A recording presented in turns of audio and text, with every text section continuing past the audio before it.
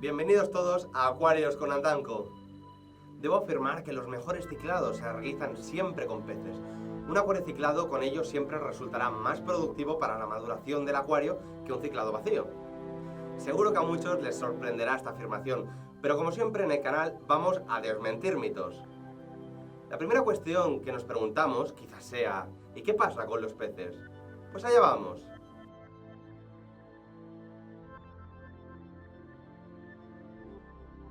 En primer lugar, vamos a comprender qué es el ciclado. El ciclo del nitrógeno no es más que unos procesos biológicos y abióticos que sirven para que lo desechado sirva para ser fuente de vida en otro nivel. Es decir, un ciclo de reciclaje natural. Cuando tenemos algo orgánico que se descompone, inicia en el medio acuático el proceso de amonificación. Siendo entonces que tenemos ya el amoníaco en el agua, vamos a preocuparnos de entender qué es. El amoníaco es un compuesto nitrogenado, gaseoso y alcalino, representado como NH3 en su estado sin ionizar. Este amoníaco resulta muy soluble en el agua y al reaccionar con ella se forman dos iones. Uno es el amonio, ahora sí representado como NH4, y el otro es del grupo oxidrilo, representado como OH. El amoníaco no ionizado existe por sí mismo, mientras que el ionizado solo puede existir como parte de un compuesto, como el hidróxido de amonio o el cloruro de amonio. El amoníaco siempre es muy importante, es realmente el nutriente preferido para el crecimiento de las plantas con contenido de nitrógeno. El nitrito y el nitrato son las formas más comunes de nitrógeno en los sistemas acuáticos. Pero para obtenerlo hacen falta unas bacterias que enseguida trataremos, no sin antes acabar de comprender el amoníaco. El peligro no lo tenemos tanto en el NH4, es decir, con el amonio, porque no puede atravesar los tejidos de los peces, sino con el amoníaco libre. Realmente hay muchos factores que afectan la concentración del amoníaco. Entre los más comunes puede darse por el crecimiento de algas, por el decaimiento de la materia de las plantas, por el alimento y por las heces. En acuarios destapados también puede darse por contaminación doméstica. Más adelante hablaré también sobre los valores del amonio en el acuario y las tolerancias, pero adelanto que hay factores que interactúan con el amonio y hacen fluctuar en valores. Por ejemplo, cuando el pH aumenta, el NH4 se convierte en NH3 y su toxicidad aumenta. Si la temperatura aumenta también, favorecen la forma más tóxica.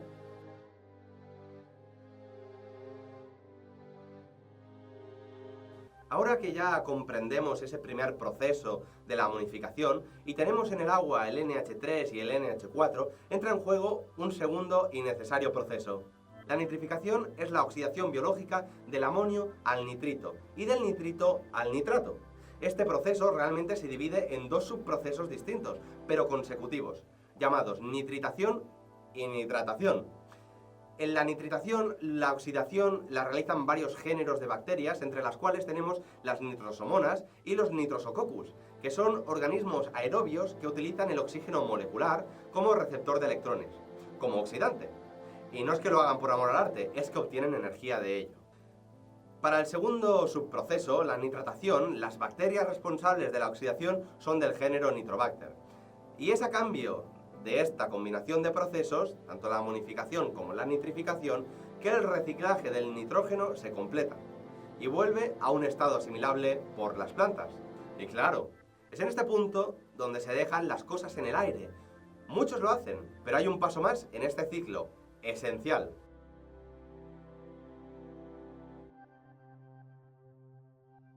A estas alturas tenemos en el agua una concentración espantosa de nitratos y de nuevo vuelve otro proceso metabólico para cerrar el ciclo. Para ser eliminado este compuesto acumulativo en el medio natural, se realiza un proceso que transforma el nitrato en nitrógeno evaporable. Pero en el acuario nunca se va.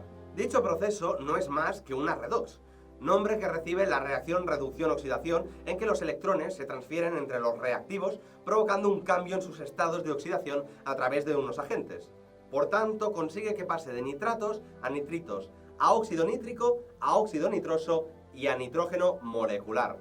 Decía que en el acuario no se va, y este es un problema cuando con valores de 30 partículas por millón es tóxico para los peces y para los invertebrados no llega ni siquiera a 10 partículas por millón el límite, además de ser el inicio de un problema muy gordo con las algas. Así es que llegamos a la conclusión que un acuario debe parecerse lo más posible al medio natural y que por tanto faltan plantas. Estas plantas sí que son capaces de aprovechar y hacer desaparecer los nitratos. Y a este proceso se le llama asimilación. La asimilación se da cuando el nitrato ya está dentro de las células de la planta y es ahí que se vuelve a reducir a amonio. Este proceso obviamente requiere energía, pero para ello deberíamos hablar de la fotosíntesis y se extendería la explicación más de lo debido. Si queréis que hablemos, pues lo pedís en los comentarios y lo tratamos en otro vídeo. El caso es que los iones de amonio que se acaban de formar se transfieren a compuestos que contienen carbono para producir aminoácidos y otras moléculas orgánicas nitrogenadas que la planta requiere. Esas plantas, al morir hojas viejas para sacar nuevas, exige el reiniciar el ciclo volviendo a tener amoníaco. En definitiva, que en el acuario siempre tenemos amoníaco generándose a través de varias fuentes. Por tanto, tener amoníaco no solo no es malo, sino que es necesario. Que no acumularlo, gracias a estos procesos.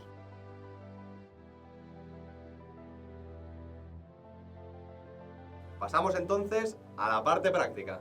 El amoníaco libre en altas concentraciones produce, por una parte, inhibición del crecimiento debido a la negación del alimento. Por otra parte, disminución de la fecundidad, disminución de la resistencia frente a las enfermedades y eleva el pH de la sangre produciendo alteraciones hormorregulatorias. También irritando el sistema nervioso, con espasmos y saltos como consecuencia, pudiendo apreciar como signos la pérdida de color en las aletas y la destrucción branquial por hipertrofia o hiperplasia. Todos estos campos nos indican claramente que hay una intoxicación por amoníaco, que en un acuario ciclado lo primero que deberíamos comprobar en este diagnóstico es el estado de la colonia bacteriana. Cuando esto ocurre en el acuario ciclado, generalmente es debido a un factor común, que es la introducción de algún elemento que destruya la colonia. Y el primero de esos elementos sería el cloro. Es decir, un cambio de agua sin tratar o una limpieza de filtro desmesurada. En un acuario dentro del salón del hogar no tiene mayor importancia los factores ambientales, pero si hablásemos de estanques, comprobaríamos que los peces se ven más afectados por esta intoxicación durante el ocaso, que es cuando el pH, la temperatura y el amoníaco alcanzan su pico. Las algas también juegan un papel muy importante en el consumo del amoníaco, por lo que siempre recomiendo en los estanques dejarlas desarrollar en aquellos lugares donde estéticamente no nos molesten.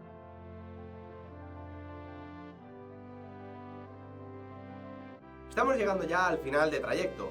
Hasta el momento hemos podido constatar lo malo que es el amoníaco en el acuario para los seres vivos que viven en él.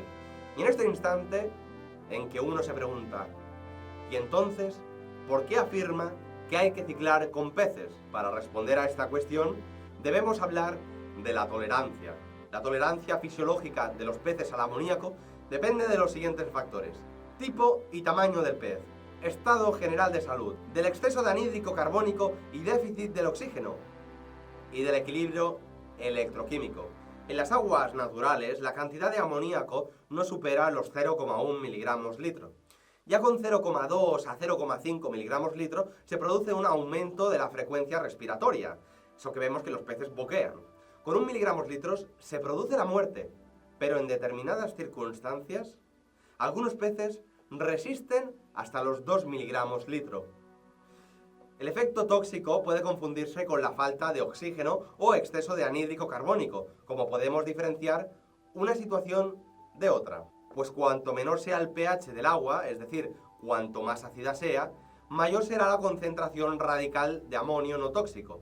Por el contrario, cuanto más alcalina sea el agua, mayor será la liberación del amoníaco tóxico, a partir de las sales de amonio. Al agregar agua nueva, aún de pH neutro, se elevará el pH y sí, antes había sales de amonio, por ejemplo nitrato de amonio, se producirá la liberación de amoníaco tóxico. Resultado: muerte inexplicable de peces. Pero Víctor, sigo sin comprender qué pinta un pez en el ciclado de forma positiva. Bueno, preguntémonos lo siguiente: si un acuario se acaba ciclando echando comida, ¿qué mejora puede ofrecer poner un pez? Mi respuesta tiene un nombre y se llama anhídrico carbónico. El anhídrico carbónico es lo que se conoce a día de hoy como CO2, es decir, dióxido de carbono. Eso es, la respiración del pez en el agua ayuda a eliminar la parte del amoníaco tóxico, dejando solo la que es asimilable para la nitrificación, además de producir heces y continuar originando ciclo. Y claro, a esto uno puede pensar, bueno, pues no pongo el pez y hago cambios de agua durante el ciclado. Pero no, es marear la perdiz y complicar el asunto. Antes de realizarse un cambio de agua que altere el pH, debe conocerse el valor del amoníaco ionizado. Cuando el pH es menor a 7, la nitrificación se detiene, por lo que el amoníaco no puede ser oxidado por las bacterias. Por ejemplo, una concentración de amoníaco de 10 partes por millón tiene un efecto altamente letal en un acuario cuyo pH sea de valor 9, alcalino, mientras que la misma concentración será inocua en un acuario cuyo pH sea de valor 6. Así que, posiblemente, a pesar de los cambios de agua, el agua se vuelva de peores condiciones. Pero nos queda un punto esencial para resolver toda esta ecuación, la pregunta que nos hacíamos al abrir este vídeo. ¿Y qué pasa con los peces? Quiero que penséis por un momento en los siguientes valores. La densidad del H2O es de 1000 kilos el metro cúbico, mientras que la densidad del NH3 es de 0,73 kilos el metro cúbico. Y el NH4, NSO4, el sulfato de amonio, es de 1,8 kilos el metro cúbico, siempre medido a 20 grados de temperatura Celsius. ¿Qué quiero decir con esto? Que el ion del amoníaco tiene mayor densidad que el agua y por tanto tiende a bajar y permanecer en el suelo. Entiendo entonces que los seres que están acostumbrados evolutivamente a estar en ese medio y alimentarse conjunto a él, desarrollan genéticamente mayor tolerancia al amoníaco libre. ¿Y si nos dijesen que hemos tenido a esos peces delante de nuestras narices y no lo hemos sabido ver?